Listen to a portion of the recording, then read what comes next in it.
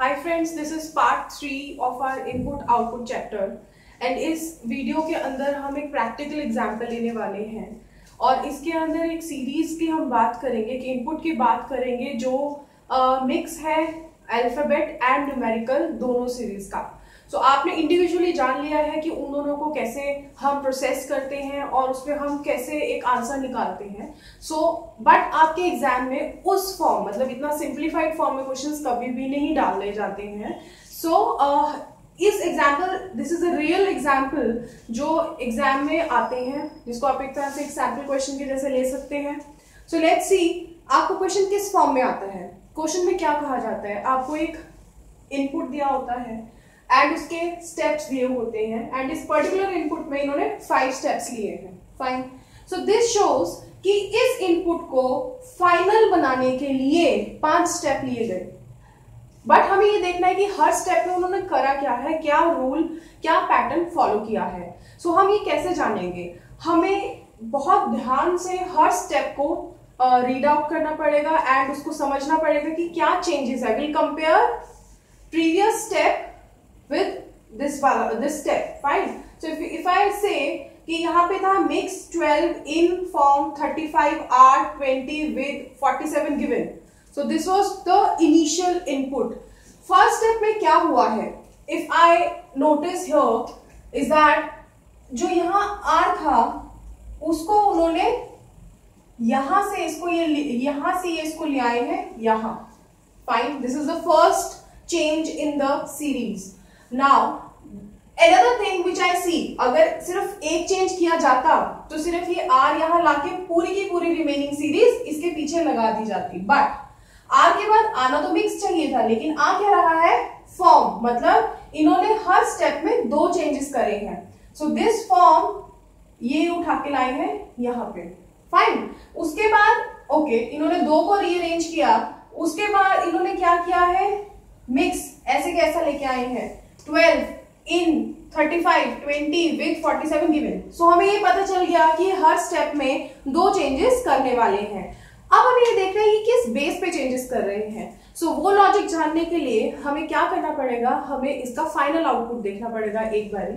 Final output अगर मैं इस सीरीज को रीड करूं, are form given in mix with 47 35 20 and 12, I can see कि जो अल्फाबेट सीरीज थी, जितने भी हमारे इसके अंदर अल्फाबेट वाले डिजिट्स थे, इन्होंने इनको इंक्रीजिंग ऑर्डर या असेंडिंग फॉर्म में सेट करा है। पहला अल्फाबेट ए आना चाहिए, तो ए से स्टार्टिंग वर्ड को इन्होंने नंबर 1 पोजीशन दिया है which is R and after that F आना चाहिए according to R alphabet series.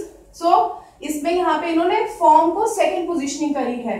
यहाँ पे given in mix with, I hope ये आपको क्लियर हो गया है, because you can check A B C D E F G H I आ गया, ठीक है। ऐसे करके इन्होंने इसको लगाया है, that is from the smallest to the largest one. और उसके बाद इन्होंने नंबर्स को डिक्रीजिंग ऑर्डर में लगाया है। सबसे बड़ा नंबर सबसे पहले है which is 47, then 35, then 20 and then it is 12।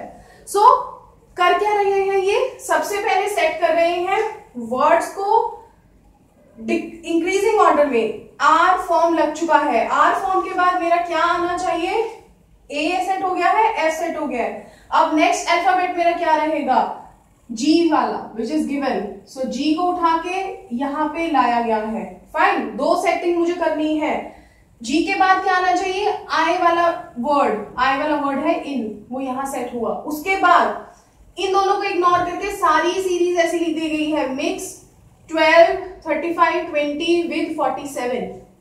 Fine, अभी नंबर्स को बिल्कुल भी रीअरेंज नहीं किया जा रहा है, पहले वर्ड्स को रीअरेंज किया गया है इस पर्टिकुलर पोर्शन के अंदर। So now are form given in, यहाँ पे मिक्स आपका अरेंज हो चुका है। इसके बाद मेरा क्या वर्ड आना चाहिए था, मिक्स। ऑलरेडी सीरीज आपको मिक्स दे रही है। फाइन, सो एक तो अपने आप ही अरेंज हो गया है। नेक्स्ट वर्ड जो इन्होंने अरेंज किया है which is the last alphabet, यहाँ पे अल्फाबेट वाला वर्ड जो है विच इज विद, वो यहाँ आ गया है। सो 2 ये तो अपने आप ही आ गया। सो 2 अरेंजमेंट इस बार के हो गए हैं। सो विद को इग्नोर करके बाकी सारे अल्फाबेट्स ऐसे कैसे लिख दिए गए हैं। Now we are done with alphabet जो पार्ट था पूरी सीरीज का, we are done with that. Only numerical part is left.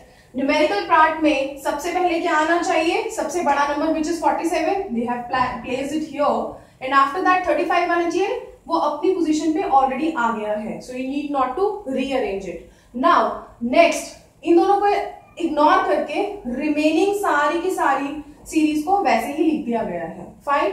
अब यहां तक सीरीज हमारी रीअरेंज हो चुकी है. नाउ थोड़ा सा काम रह गया है which is in the remaining part. इसमें 20 पहले आना चाहिए, सो इनको इनसे इंटरचेंज कर दिया है. फाइन. सो अब मैं देखूं तो मेरे फाइनल आउटपुट में, अब मैं इसको दो पार्ट में स्प्लिट करके देखूं, यहां से यहां अल्फाबेट सीरीज को इन्होंने इंक्रीजिंग ऑर्डर में सेट कर दिया है और न्यूमेरिकल को इन्होंने डिक्रीजिंग में सेट कर दिया है. सो क्वेश्चन के अंदर आपको क्या दिया गया है? And step 5 they are talking about this. And step 5 is the last step of the arrangement. वो कहता है सारे अरेंजमेंट का ये आखिरी स्टेप है. That means this is the outcome. As per the rule followed in the above steps, he says जो इसके अंदर रूल लगा है, मतलब पहले दो दो करके आपने अक्षरों को रीअरेंज किया है, ये उस रूल की बात कर रहा है. You have to find out the appropriate answer for each question. जो इस अब आगे फर्दर क्वेश्चंस आपसे पूछे जाएंगे उनका आपको इस रूल के हिसाब से जवाब देना है. सो द फर्स्ट क्वेश्चन जो आपसे पूछा जाएगा, किस फॉर्म में पूछा जा सकता है? ऑब्वियसली उन्होंने ये आपको किस लिए दिया था? जस्ट आपको एक पैटर्न दिखाने के लिए. सेम पैटर्न, सेम रूल को आपने अप्लाई करना है किसी और इनपुट में जो आपको क्वेश्चन के अंदर दिया जाएगा. फर्स्ट क्वेश्चन जो आपका 1 मार्क के लिए आएगा, दिस इज एक इनपुट दिया गया है, when 11 given find 37 provide 0 90 over 45 is 29 team 89. He is asking, क्या पूछ रहा है आपसे? What will be the first step? So first step, इसका फर्स्ट स्टेप हम कैसे जानेंगे? फर्स्ट स्टेप बहुत ही इजी है. जैसे इसके फर्स्ट स्टेप पे हमने क्या किया था? दो अक्षर रीअरेंज किए थे, और वो कौन से थे? जो अल्फाबेट थे, राइट? अल्फाबेट वाले वर्ड्स को हमने रीअरेंज किया था इसके अंदर, और उनको हमने इंक्रीजिंग ऑर्डर में सेट किया था. सो पहले स्टेप में मैं दो इंक्रीजिंग ऑर्डर में अल्फाबेट्स को सेट करने वाली हूं. सो व्हेन गिवन फाइंड, पहले इग्नोर न्यूमेरिकल्स को, बिकॉज हमें सबसे पहले अल्फाबेट्स को यहाँ पे सेट करना है. He saying when given find provide 0 over is 10. So what should come first? अगर मैं यहाँ पे देखूं, सो अगर मैं ABCD की फॉर्म में जाती हूँ, सबसे पहले आना A चाहिए था, बट A से कोई भी वर्ड नहीं है, B भी नहीं है, C भी नहीं है, D भी नहीं है, E भी नहीं है, एंड F है बट यहाँ पे. सो पहले स्टेप में F सबसे पहले आएगा. मैं अपना आउटकम, मतलब फर्स्ट स्टेप जो मुझे आंसर में टैली करना है, मैं यहाँ लिखती हूँ. मेरे हिसाब से सबसे पहले क्या आना चाहिए ना? 5. फाइन. अब फर्स्ट स्टेप में दो वर्ड्स यहाँ पे रीअरेंज हो रहे हैं. This is the first part of it. अब सेकेंड पार्ट क्या होगा? हमने F तक काउंट करा, EF. Now we are talking about G. G से कौन सा वर्ड स्टार्ट हो रहा है? It is given. सो ये भी हमारा फर्स्ट स्टेप में रीअरेंज होगा. सो गिवन सेकेंड पोजीशन ले लेगा.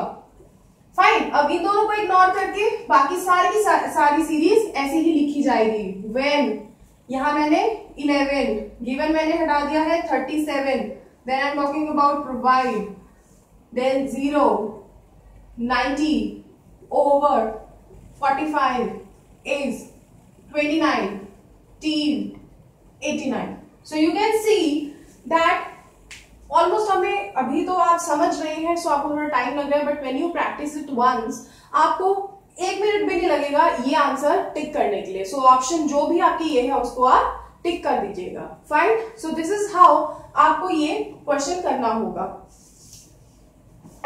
अब हम इसमें बात करेंगे एक और क्वेश्चन की, आपको किस फॉर्म में पूछा जा सकता है. फॉर एग्जाम्पल, अगर सीरीज सेम रहती है, फाइन, एंड ही सेज आपको इस सीरीज को कंप्लीट करने के लिए कितने स्टेप्स लेने पड़ेंगे. सो अब हम इसके जो बचे हुए क्वेश्चंस हैं जो इससे रिलेटेड आ सकते हैं, वो हम अपनी नेक्स्ट वीडियो में डिस्कस करेंगे. So keep watching our series of input output and subscribe our channel, ताकि आपको सारी अपडेट्स हमारी वीडियोस की मिलती रहे. Thank you.